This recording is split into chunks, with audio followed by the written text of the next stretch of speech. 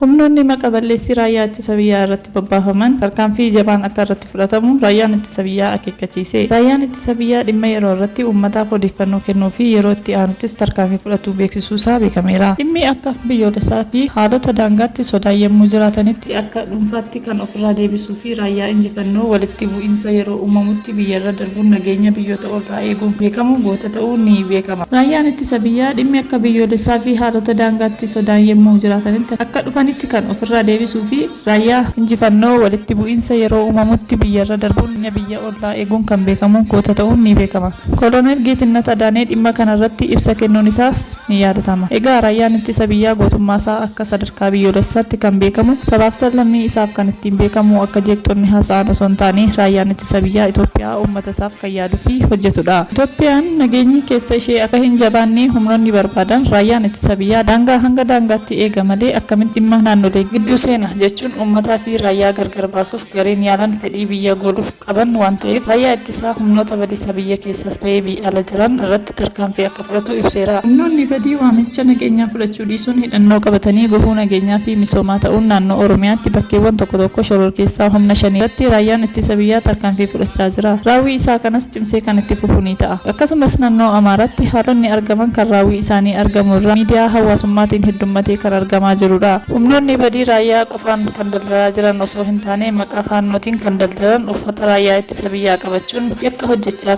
akka jiran beekuun warreen badii akkasii raawwatan irratti tarkaanfii cimaan akka fudhatamus ibsameera. Maqaa raayyaa ittisaa balleessuu fi dhukaasuun keessumatti karaa adda addaatiin raayyaa kan waraanan ogeessonni miidiyaa, aktiivistoonni seeraa fi heera cabsuun kan dhufan paartilee siyaasaa irratti raayyaan ittisa biyyaa ofirraa dhorkuuf tarkaanfii keessa deebii hin qabne akka fudhatuu fi adaraa uummatnii fi biyyi itti kenne ba'achuun birmadummaa Itoophiyaa akka kabachiisu ibseera. Yeroo dhiyoo naannoo Gondaritti humnoonni shiftaatiin raayyaa ittisaa irratti dhukaasa bananii kunis ni yaadatama. Egaa dhaggeeffattoota keenya raayyaan ittisa biyyaa humnoota badii irratti tarkaanfii keessa deebii hin qabne fudhachuun birmadummaa Itoophiyaa akka kabachiisu ni beekama. Egaa dhaggeeffattoota keenya qophii keenya asumaan goolabnaa odeeffannoo wayitaawaa argachuuf filannoon keessan miidiyaa Kiloolee haa ta'u laayik, sheer, sabskiraayib gochuun dagatinaa. Galatooma.